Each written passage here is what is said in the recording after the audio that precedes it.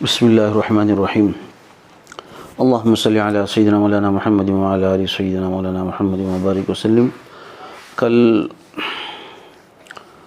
کچھ حصہ باقی رہ گیا تھا حکیم لقمان علیہ السلام کے واقعے کے اندر، کہ واقعے کے بعد جو خلاصہ چل رہا تھا کہ مصیبتیں و نعمتیں زندگی میں کیوں آتی ہیں اس کے تعلق سے، تو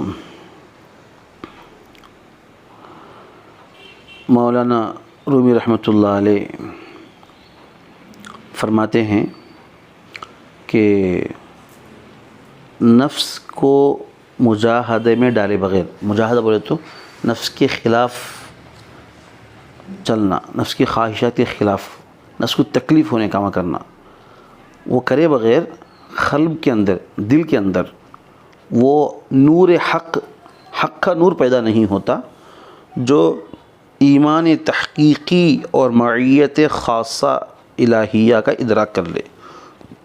جنرل سے مسلمان رہنا، عمل کرنا الگ، مجاہدے کرنا الگ۔ مجاہدے کرنے والے کو دل کے اندر اللہ خاص نور تحقیقی عطا فرماتے، اور اللہ تعالی ہمارے ساتھ ہیں، وہ کیفیت اللہ، خاص کیفیت اللہ عطا فرماتے۔ اللہ ہم سب کو نصیب فرما، عطا فرما۔ اگر محض عقل سے یہ ادراک، یعنی مجاہدہ نہیں کرتے بھائی، ہمیں اپنے عقل سے جیسا اپنے اندر کیفیت پیدا کر لیتے، اگر ایسا ہنر ہے تو اللہ مجاہدے کا حکم نہیں دیتے قرآن پاک کے اندر۔ تو اس کا مطلب اللہ قرآن میں کئی جگہ جو ہے مجاہدے کا حکم دیا، اس کا مطلب یہ ہے کہ وہ نور بغیر مجاہدے کے نہیں آتا۔ اور آگے حکیم اختر صاحب رحمۃ اللہ علیہ فرماتے ہیں کہ حزن وہ تو غم، کبھی کسی دن غم رہتا، کسی دن خوشی رہتی زندگی میں، تو کبھی غم آتا نا دل کے اوپر، کیا تو بھی گھریلو حالات کی وجہ سے، کوئی بھی اپنی دنیاوی جائز چیزوں کی وجہ سے جو غم آتا ہے دل میں، اور اضطرار، بعض مرتبہ انسان مجبور ہو جاتا، تو غم اور مجبوری جو اضطراری کیفیت ہے، ان دونوں کیفیت میں گریہ وزاری اور انابت اللہ کی جس درجے توفیق ہوتی ہے، وہ آرام سے رہتے وقت میں ہرگز توفیق نہیں ہوتی۔ تکلیفوں میں، غم میں، مصیبتوں میں جو رونا نصیب ہوتا ہے انسان کو، جو اللہ بار بار یاد آتا، وہ خوشیوں میں اللہ یاد نہیں آتا انسان کو اتنا زیادہ، وہ کیفیت آتا اتنا یاد نہیں آتا، وہ کیفیت الگ رہتی۔ لیکن اس کا مطلب یہ نہیں کہ اللہ سے مصیبت مانگو، یہ بھی مطلب نہیں ہے، اللہ سے مصیبت نہیں مانگنا چاہیے، اللہ سے ہمیشہ عافیت ہی مانگنا ہے۔ ہاں، ہمیں عافیت مانگنے کے بعد بھی اگر من جانب اللہ، اگر اللہ کی طرف سے کوئی رنج اور مصیبت پیش آتی ہے تو گھبرانا نہیں چاہیے اور بے صبرا نہیں ہونا چاہیے، بلکہ سمجھنا چاہیے حق تعالیٰ اپنا بنانے کا انتظام فرما رہے ہیں، بے شک، اور درجات بلند فرما رہے ہیں۔ یعنی اپنا بنانے واسطے مصیبتیں اللہ خود اگر ڈال رہے ہیں، اس کا مطلب یہ ہے کہ بندہ صبر کرے گا تو اس بندے کو میں اپنا بناؤں، اس لیے تو یہ سمجھنا چاہیے کہ اللہ تعالیٰ مجھے اپنا بنانے کا انتظام فرما رہے ہیں اور درجات بلند فرما رہے ہیں۔ رنج اور علم بھی بندے کے لیے نعمت ہے، یہ تکلیفیں بھی اللہ بندے کے لیے نعمت ہے، کہ اس اضطرار میں، اس پریشانی میں دل سے دعا نکلتی ہے، جو بھی مانگتا دل سے مانگتا۔ سجدے کا آنسو، سجدہ جو ہے آنسوں سے، سجدہ گاہ جائے نماز وغیرہ جو بھی سجدہ کرتا ہے، اتنا روتا بندہ کہ وہ جگہ بھیگ جاتی۔ اور مناجات، اللہ سے جو مناجات کرنا ہے، دعائیں کرنا، اس کی جو لذت ہے وہ ایک خاص نعمت ہے، وہ بھی اللہ تعالیٰ فرماتے۔ بہرحال تو یہ رونے دھونے کی توفیق کب نصیب ہوتی؟ پریشانی کی حالت میں ہی نصیب ہوتی ہے، تکلیف میں۔ اور ہماری آہیں، ہمارا رونے، یہ سب اللہ تعالیٰ کو بہت پسند ہے۔ بندے جتنے روتے ہیں اللہ کو اتنا پسند آتا۔ اور آگے فرماتے ہیں کہ دنیا کے بازار کا سرمایہ تو سونا چاندی ہے۔ اب دنیا میں کچھ بیوپار کرنا ہے، کسی کمپنی میں انویسٹ کرنا ہے، کچھ کرنا ہے، تو کیا کرنا؟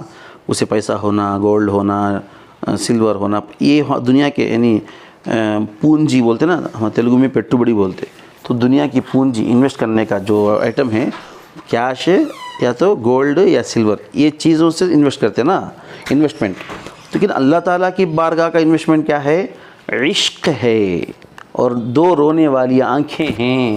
یہ ہے اللہ کے دربار میں اللہ سے معاملہ کرنا ہے اور اللہ کو اپنا بنا لینا ہے، تو دو چیزیں ہونا، اللہ سے عشق اور رونے والی، اللہ کے عشق میں رونے والی دو آنکھیں، یہ کس کے پاس ملتی بھائی؟ کہاں ملتی ہے؟ صرف اہل اللہ کی جوتیوں میں ملتی، اللہ والے مشائخ کی جوتیوں میں۔ ہم ان کے پاس جائیں گے، اس اپنا رابطہ رکھیں گے تو انشاءاللہ ایک دن وہ کیفیت اللہ ہمیں بھی عطا فرمائیں گے۔ اللہ ہم کو عطا فرما دے مولا۔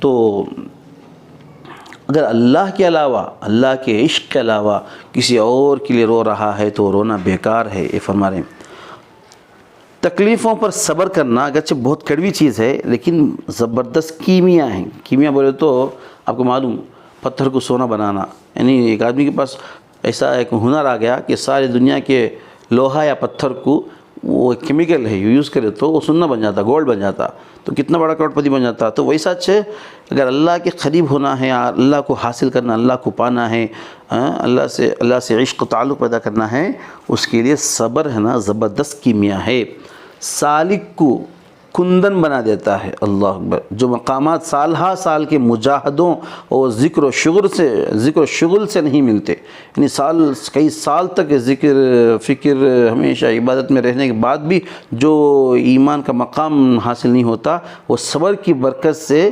جلد عطا ہو جاتے ہیں، چند سیکنڈوں میں، چند منٹوں میں، چند گھنٹوں میں، چند دنوں میں۔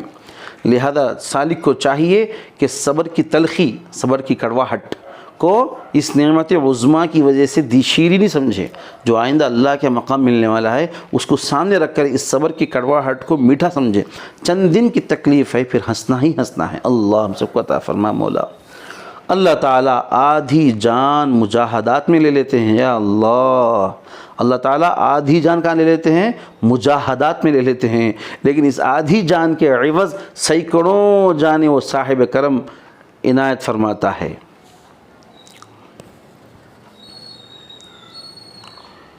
اللہ، ہزاروں کیمیا حق تعالیٰ نے پیدا فرمائے، لیکن اولاد آدم علیہ السلام کے لیے صبر سب سے اعلیٰ کیمیا ہے۔ جن لوگوں نے صبر اختیار کیا وہ دین میں مضبوط ہو کر ولی کے مقام پر پہنچے، ولایت کی اعلیٰ انتہائی منزل صدیقیت سے مشرف ہو گئے۔ صبر والے صدیق مقام پر پہنچتے ہیں۔ اللہ ہم سب کو بھی عافیت کے ساتھ صدیقیت کا مقام عطا فرما دے، اس کے قابل تو نہیں ہے۔ پیغمبر علیہ السلام کا ارشاد ہے، خدا اس بندے کو ایمان بھی عطا نہیں فرماتا جس کی فطرت میں، جس کی سرشت میں، یعنی جس کی فطرت میں صبر کی خصلت ودیعت نہیں فرماتا۔ یعنی جس کے اندر صبر کرنے کی عادت ہے اسی کو اللہ ایمان دیتے۔ اللہ اکبر۔ حضرت ایوب علیہ السلام 7 سال تک بلا میں، ایک امتحان میں، ایک آزمائش میں خدا کے مسلمانوں کے ساتھ، یعنی خدا استغفر اللہ وہ لفظ صاف نہیں تھا۔ حضرت ایوب علیہ السلام 7 سال تک بلا میں خدا کے مہمانوں کے ساتھ، یا اللہ، یعنی کیڑوں کے ساتھ جو بدن میں پیدا کر دیے گئے، 7 سال خوش اور راضی برضا رہے، اللہ تعالیٰ سے راضی رہے۔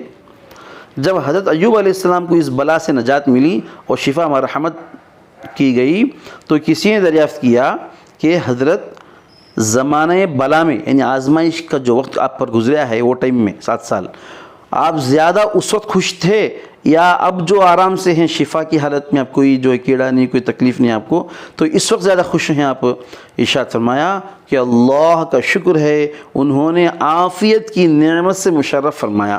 پہلے ایسا بولنا کہ اللہ کا شکر ہے، اللہ مجھے اچھا کر دیا ہے، اللہ عافیت دے دیا ہے، الحمدللہ۔ لیکن زمانے بیماری و بلا میں، یعنی بیماری اور بلا کے ٹائم پر، آزمائش کے ٹائم پر، صبح و شام غیب سے اللہ میاں کی جو آواز آتی تھی کہ ایوب کیسا مزاج ہے، یا اللہ، وہ 7 سال تک صبح شام اللہ جو ہے بیمار پرسی کرتے تھے، عیادت کرتے تھے، کس کی؟ ایوب علیہ السلام کی، کہ اے ایوب کیا مزاج ہے، کیسا مزاج ہے۔ وہ اللہ کی طرف سے جو آواز مجھے آتی تھی، اس آواز میں وہ لطف، وہ مزہ ملتا تھا کہ ہماری لاکھوں جانیں اس پر قربان ہوں، یا اللہ۔ وہ مزاج پرسی، وہ یعنی بیمار پرسی کرنا، تمام تکلیفوں کو مجھے بھلا دیتی تھی۔ دل اس آواز کو ترستا ہے جو اب آنی بند ہو گئی ہے، اب نہیں آ رہی آواز، اب بھی ترستا ہوں آواز کو، لیکن اب نہیں آ رہی، اب عافیت ہو گئی نا۔ رنج و تکلیف میں شکوہ اور اعتراض ہرگز نہیں ہونا چاہیے کہ یہ سخت گستاخی ہے۔ جو آدمی سلوک کا راستہ اختیار کر رہا ہے، وہ اگر کبھی زندگی میں تکلیف آئے، کیا بھائی مجھے چاہتے ہیں تکلیف دل میں آیا گا تو اس کا پورا کٹ ہو جاتا ہے اللہ تعالیٰ سے۔